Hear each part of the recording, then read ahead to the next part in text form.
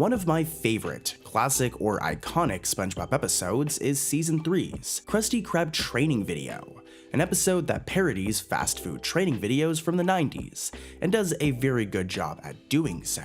Now, as a kid, I absolutely loved this episode, so I was really happy when it got referenced in the episode Appointment TV. In this episode, a rare episode of Mermaid Man and Barnacle Boy is going to air on TV, and SpongeBob wants to record it. So at one point of the episode, we see him set up his VHS to record, and he looks at his tape collection to tape over a tape and record the show. And it seems that one of these tapes is the Krusty Krab training video, thus making for a really heartwarming and cool Easter egg. Here's a clip with audio. All that's left is to set the VCR to record, so I can relive the magic over and over forever. But which tape to use? Don't have any blank ones left. Oh, here we go. Who needs a tape of their own birth anyway? To keep up with today's demanding customers, no expense has been spared to acquire all the latest achievements in fast food technology. This here is an advanced patty control mechanism. Here you can see our automated money handling system. Don't touch. In the episode Nasty Patty, another classic SpongeBob episode, this episode is a banger. SpongeBob and Mr. Krabs are confronted by a health inspector who wants to try everything on the menu to see if everything is up to the health code. This guy's name is Health Inspector Yellowtail Andy, and to be honest, we haven't seen him much since this episode. He has appeared a few other times, but he's usually a different color, but recently in the episode A Place for Pets in Season 13, he made a big return, and he looks how he used to look, the way he looks in Nasty Patty. This was a really cool reference, and it's awesome to see such an iconic character return to the show, even though it was a fairly minor cameo. But anyways, here's a clip of both appearances with audio. Try the crunchy kelp dog, sir. The buttered barnacles are a touch of heaven. The powdered driftwood is exquisite. Fresh sludge pudding. More diet red tie. Some fried fleas. Gentlemen! Oh no! The health inspector! Oh yes, the health inspector. And I'm afraid you can't run a restaurant and a feedlot out of the same building. It's unsanitary. In the episode Wet Painters, SpongeBob and Patrick are tasked by Mr. Krabs to clean the inside, or well, paint the inside of Mr. Krabs' house, at the cost of their behinds if anything other than the wall gets painted on. Well, spoiler alert, something other than the wall does get painted on, and that's Mr. Krabs' iconic first ever dollar. Now in the end, everything works out when we find out that the paint can just be removed with a little bit of saliva. Plot twist. But after this episode, Mr. Krabs' first dollar has kind of gone missing. We haven't really seen it since. It has appeared a few times, but not much. That is, until the episode Bottle Burglars. As in this episode, the dollar is one of the objects that SpongeBob cleans on cleaning day. He actually ruins it. He scrubs it so hard that it turns into a quarter and then a penny before it completely disappears. But don't worry, SpongeBob just replaces it with a random $1 bill from his pocket, and Mr. Krabs never even notices. But talk about a cool Easter egg. Here's a clip of the Easter egg with audio. And without getting a drop of paint on anything but the flappin' flotsam, what's that?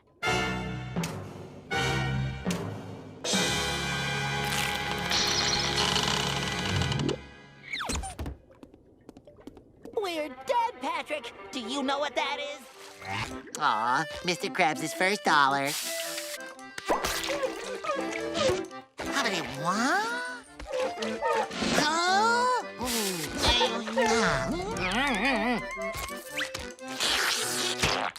Don't forget to clean the safe, boys. The character, Flats the Flounder, made multiple appearances in early seasons of SpongeBob. For example, Sandy's Rocket, Texas, but most notably The Bully, where he plays a major role, where he pretty much wants to kick SpongeBob's butt throughout the entire episode, just for sitting beside him and saying, "Hey, poor SpongeBob." Now, since the bully, he hasn't had very many appearances. He has appeared a few times, but it has been fairly limited. That was until the episode Don't Feed the Clowns, as he's actually a customer of the bakery who gets knocked out by getting hit with a pie thrown by Incidental C1.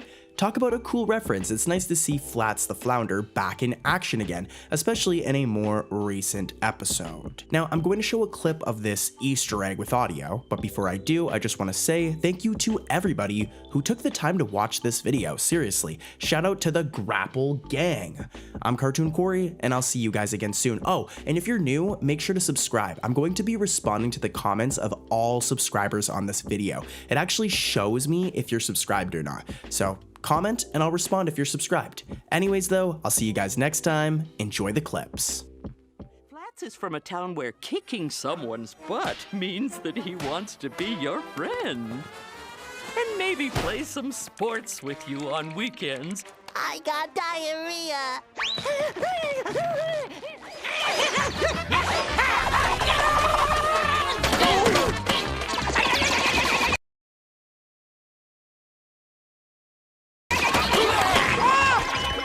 Hot pepper pie! Lemon pie! Honey pie! So back in the season 1 episode, The Chaperone, it is time for the annual Bikini Bottom High School prom, and Pearl is very excited to be taken out by her crush and date, and I believe it's even her boyfriend at the time, Octavius Rex, aka Mr. Long, Tan, and Handsome. However, this meanie ends up standing up Pearl, thus resulting in her going with SpongeBob instead, a much better date in my opinion anyways. Don't worry though, Pearl gets her revenge later on in the episode, when she rejects Octavius's offer to dance and chooses to dance with SpongeBob instead. Now since this episode, Octavius has pretty much gone missing from the series, but this all changed in the episode The Goofy Newbie, as during this scene, he makes his return, with it being revealed that he now works at Goofy Goobers and hasn't really accomplished much in his life since. But hey, that's what he deserves for standing up our girl Pearl. Here's a clip. Look ridiculous! What is it? Get down, Sophias! It's my ex-boyfriend, Octavius Rex, aka Long, Tan, and Handsome. Meep. Whoa. Get Moss pizza topping! Can't you see I'm doing the sponge? Yeah, but the rule is only on the first break. And for lunch. And on the second break. And for dinner. Wow! Ice cream all day! One of my favorite SpongeBob characters of all time is Man Ray, one of the many supervillains that Mermaid Man and Barnacle Boy have had to deal with over the years. Now back in the episode Mermaid Man and Barnacle Boy 3, there is a scene in the Mermalair where we're introduced to Man Ray's Power Glove, a weapon of his that was stolen by his superhero foes. However, he steals it back. Now, though this item might feel insignificant, it was actually referenced a few seasons later in the episode Back to the Past, as Mermaid Man and Barnacle Boy show SpongeBob and Patrick Man Ray's Power Glove, which is locked in the Locker of Memories. They then reconfirm that it was once owned by Man Ray, but after freezing him in tartar sauce, Mermaid Man and Barnacle Boy took it, which is also a reference, as this explains why Mermaid Man and Barnacle Boy had it in Mermaid Man and Barnacle Boy 3. A really cool Easter egg. I really like this one. Here's a clip. We're not supposed to touch that stuff. We're not supposed to touch that either. We are really not supposed to touch those, sir. Good people have no use for weapons such as...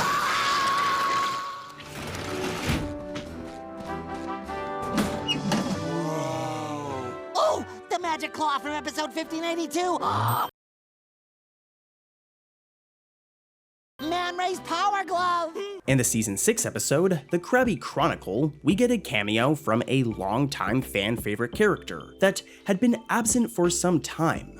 Now, back in season 3, we got the iconic episode, Nasty Patty, an episode all about Mr. Krabs and SpongeBob nearly killing an innocent health inspector. Now, this health inspector is named Health Inspector Yellowtail Andy, and after missing for a few seasons, he made his much welcomed return in the episode The Krabby Chronicle. During this scene where he closes down the chum bucket after seeing an ad in the newspaper revealing that the food is legitimately made with chum. Ew. He even puts a giant out of business sticker on the chum bucket to really push the point. Fun fact, this episode is also where the health inspector's last name was first revealed to be Yellowtail. Pretty cool, huh? Oh, and also just saying, the character has made other appearances since the Krabby Chronicle, but this episode was his first reappearance in years. Here's a clip of the Easter egg with audio. Hey, this guy's not a zombie. He's just an ordinary health inspector. Yes, and at the risk of being hit again, I'd like to present you with this. Hey, Mr. Krabs, look! We passed the inspection! Come on, everybody! Krabby Patties at half price! Well, not really. Oh boy, I'd like a Krabby Patty. The chum stick that's finally gonna drive Krabs out of business! I think not. I'm Health Inspector Yellowtail. I'm officially closing down your restaurant. That's not what this says. Plankton's chum made of your chums? The chum bucket serves your friends in more ways than one? What? Who's to blame for this? Who? Okay, this next one is a bit of a deep cut, so listen closely. In the episode Funny Pants, SpongeBob learns that he can no longer talk due to losing his laugh box. So in one scene, he fantasizes about a machine that will laugh for him since he can't laugh anymore. This thing pretty much generates a robot laugh, and it seems to creep Patrick and Sandy out, with them walking away awkwardly. It's really funny. Well, this exact same machine was referenced 2 seasons later in the episode Suction Cup Symphony, with the machine that Patrick is in during this scene looking exactly like the laughing machine I just mentioned. Hey, it could have just been the animators being lazy and reusing the same machine, but I do think this was a cool little Easter egg. But hey, what do you think? Let me know in the comments below. Now, I'm going to show a clip of this Easter egg, but before I do, I want to give a shout out to the Grapple Gang, all of you lovely people here watching the video. And if you're at the premiere, shout out to the premiere gang. Say something in chat, yo, yo, yo, if you're at the premiere right now. By the way, if you're new though, make sure to subscribe, as I'll be responding to the comments of all subscribers on this video. So if you're subscribed and you comment, I'll respond for sure. YouTube shows me if you are though, so make sure you're subscribed. Anyways though, I love you guys, and I'll see you again tomorrow with some more SpongeBob content. Peace! Hey Patrick, you want to hear a joke? Sure, Sandy. Sure. I love a good laugh. What has 4 wheels and flies? A garbage truck.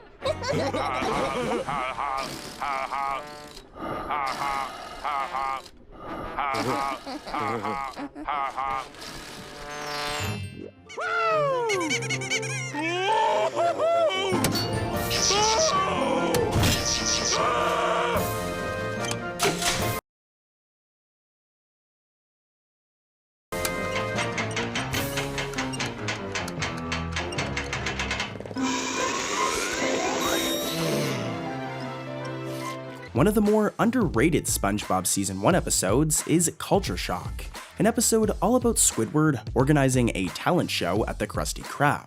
Near the end of this episode, after loads of terrible acts and performances, it is finally Squidward's turn to perform, and he entertains us with some iconic dance moves. Now, since this episode, Squidward has referenced his groovy moves a few times, but the most notable reference, in my opinion, was in the episode Pat Heart Squid, as when Squidward tries dancing to attract people, at one point, his moves are precisely what he does in Culture Shock. And guess what? In response, the audience throws tomatoes at him, just like they did in that episode. Poor Squidward. Here's a clip.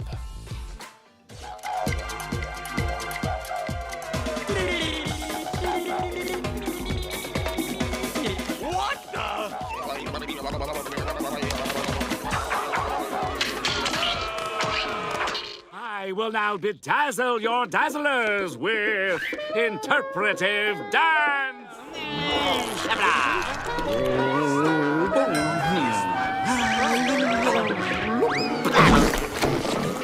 Another classic SpongeBob episode that I loved as a kid was Season 2's Sandy, SpongeBob, and the Worm.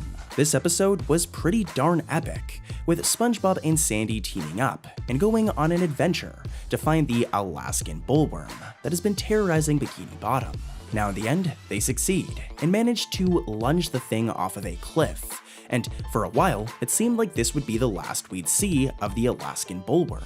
That is, until the episode My Leg, as during the montage where SpongeBob is trying to purposefully damage Fred's leg, Fred sprinkles salt over his leg, then SpongeBob rings a bell, and the Alaskan bullworm slithers over to Fred. Pretty cool, huh? Here's a clip. That's not the worm. That's his tongue. Oh, this is the tongue, and the whole thing is the worm. Run for your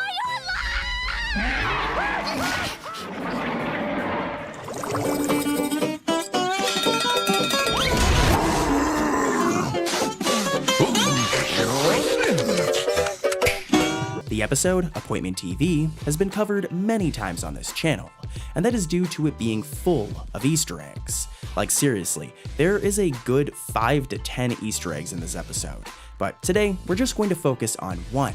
Back in the Season 3 episode, Mermaid Man and Barnacle Boy 5, SpongeBob, Patrick, Squidward, Sandy, and Mermaid Man dress up as the IJSLA, and Sandy dresses up as Miss Appear and wears this costume. Well, she wears the exact same costume 8 seasons later in Appointment TV, thus making for an awesome callback or Easter egg. Here's a clip. The IJLSA were the most heroic heroes ever. And you had the best lunchbox, too. Once you put on these costumes, their fantastic powers will become yours. And Miss Appear! Now you see her, now you don't. Does this outfit make me look fat? The International Justice League of Super Acquaintances, a subsidiary of Viacom.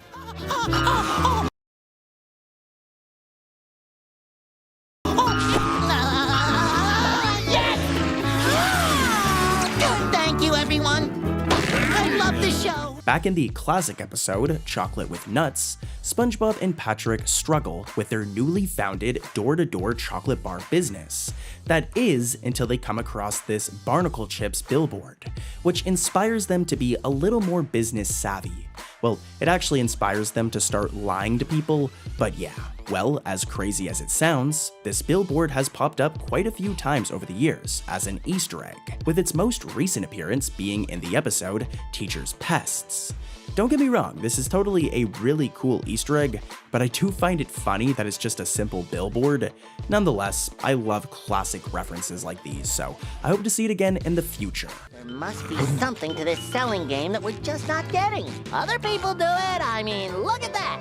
Eat barnacle chips. They're delicious. They are most certainly not delicious. Yet they sell millions of bags a day. Well, maybe if they didn't stretch the truth, they wouldn't sell as many. That's it, Patrick.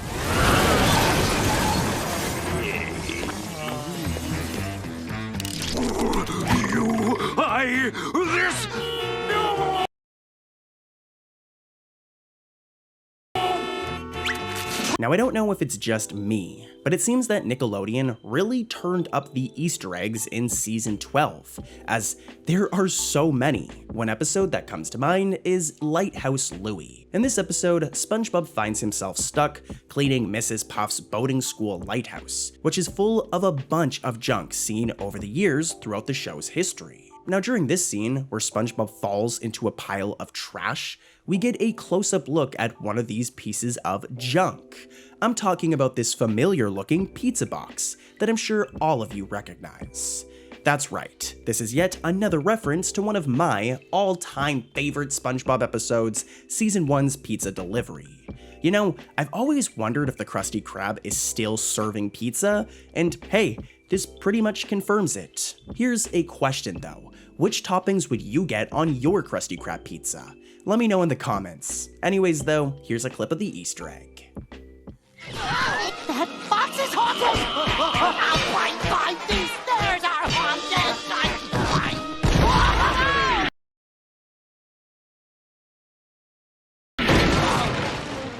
This trash is haunted!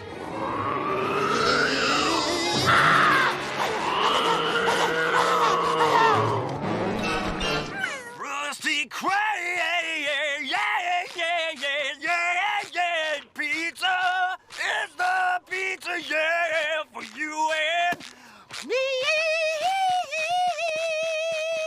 Back in the season 2 episode, I'm with Stupid, we learned a little bit about Patrick Star's family. More specifically, Herb and Margie, two people that were revealed to be Patrick's biological parents, his mother and father. Now, since this iconic episode, I love I'm with Stupid, by the way, really good episode, both characters have been retconned and replaced by Bunny and Sissel via the Patrick Star Show. But let's just forget about that for a second. Let's just forget that even happened. Now, as I said, back in the early days of the show, Herb and Margie were Patrick's parents, with their only appearance being at the ending of I'm with Stupid. However, this all changed in the episode Rule of Dumb, as during this scene, we get the reappearance of both Herb and Margie after years of being absent, thus making for a really cool reference to season 2. Hey, I wonder if these two will ever reappear again. Maybe they could make it so the Patrick Star Show takes place in an alternate timeline. They did it for Camp Coral with Sandy, so I don't know. Anyways, here's a clip. What I hold in my hands is a family tree that goes back centuries. It starts with the marriage of King Amoeba and Queen Mildew. Then, through a few inbred generations,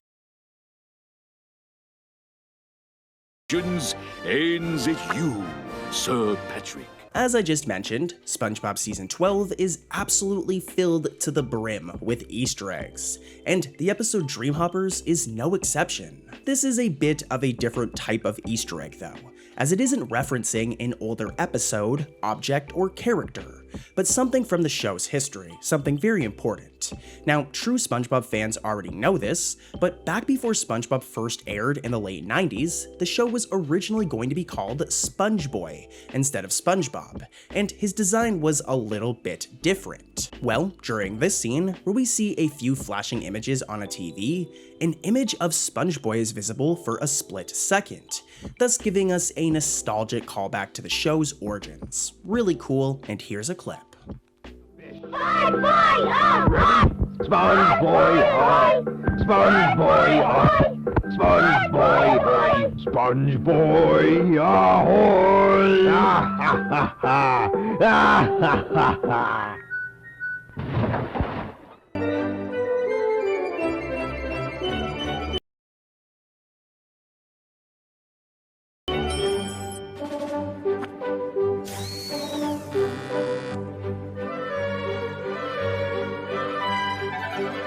In the episode, Krusty Catering, we're introduced to a new business scheme by Mr. Krabs, a catering service where SpongeBob, Squidward, and even Patrick cater food at parties and look after kids. Now at the ending of this episode, it's presumed that Mr. Krabs has ended the services and goes back to just running the Krusty Krab. However, it seems the business is still going, including the truck, as in the episode Plankton Retires, there's a scene where Mr. Krabs claims he's off to go and make a delivery, and a patty falls out of the Krusty catering truck, not only giving us a really cool Easter egg, but also confirmation that the business is still operating, even in season 12, so yeah, really cool.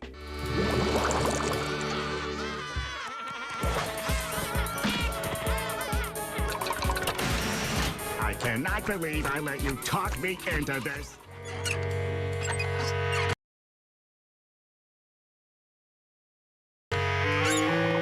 I'm off to make a delivery. That fool. Our Easter egg can be found in the episode Gary and Spot, and it references a classic episode from season 2, that being the episode Dumped. In this episode, SpongeBob gets his little heart broken when his pet snail, Gary, wants to spend more time with Patrick than himself. So, to try and make little Gary jealous, SpongeBob gets a new pet snail named Larry, who is not only a lot uglier, but a lot meaner too. Like, this snail just sucks. At one point, SpongeBob lets him sleep in his own bed, and he just ruins his bed. Now, since the episode dumped, Larry has pretty much disappeared from the series, but he did pop up recently in the form of an Easter egg, as when Gary frees all of the creatures from the animal shelter in the episode Gary and Spot, Larry is one of them, thus making for a fun little callback to the show's second season, one of my favorite seasons. Here's a clip with audio. Come on, let me show you around. Larry, I present to you dinner time. Ta-da! Bon appetit, Larry.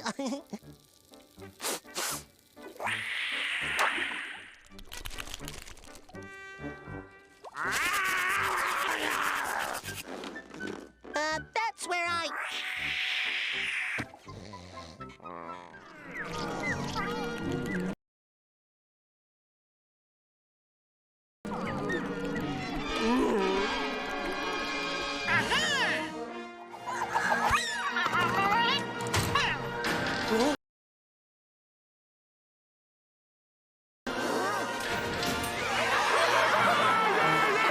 Oh, the 3 deadly challenges! I got this game! Where is it? Game of Strife, Shoots and Bladders. Oh, here it is! Ah! The 3 deadly challenges! Board game. Whoopee. The season 10 episode, SpongeBob's Place, has a good plot, but I think the biggest thing this episode is known for is all of the wild Easter eggs. Now, I'm not going to cover this scene, which has like 8+ Easter eggs all in one shot, like holy cow, as we've covered it quite a few times already, but I did find another one, and it's spicy. Remember the Nasty Patty that SpongeBob and Mr. Krabs prepared in the season 3 episode of the same name? Yeah, well, it appears again for the first time in a long time during this scene. There are some slight differences, but this was definitely a throwback to season 3, and I absolutely adore it. Here's a clip. Why, that's the most diabolical Krabby Patty ever spawned. I call it the Nasty Patty. Hey! Hurry up with that patty! Here you are, sir. Enjoy. Ah, hello, delicious. I see the problem! SpongeBob's not in the kitchen!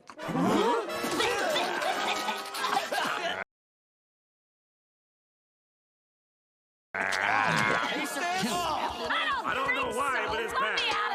Okay, and last but not least, our final Easter egg, or secret, can be found in the episode Patrick's Alley, which I will admit is a bit of a cheat since it's from the Patrick Star Show and not SpongeBob, but who cares, it's still really cool. As you guys know, I'm a big fan of SpongeBob incidental characters, so I was pleasantly surprised when I seen Incidental 98 pop up in Patrick's Alley. This extremely rare incidental is known for his blue shirt with a heart on it, and he hasn't made an appearance since season 2. There aren't a whole lot of images of him, but this was definitely a really neat return of a highly requested incidental. Everyone wanted to see this guy back, so it's really cool. Now, I'm going to show a clip of this with audio, but before I do, I just want to say to the Grapple Gang, thank you so much for watching, guys, and thank you so much for all of the support. We hit 400k thanks to you guys, and we're continuing to grow. It's awesome, seriously. By the way, if you're new to the channel, make sure to comment, as I'm going to be responding to the comments of all subscribers on this video. So if you're subscribed and you comment, YouTube will show me you're subscribed, and I'll respond for sure. So yeah, put your comments in, guys. Here's those clips. I'm Cartoon Corey, and I'll see you guys again soon. Stay awesome. Patrick! You have that...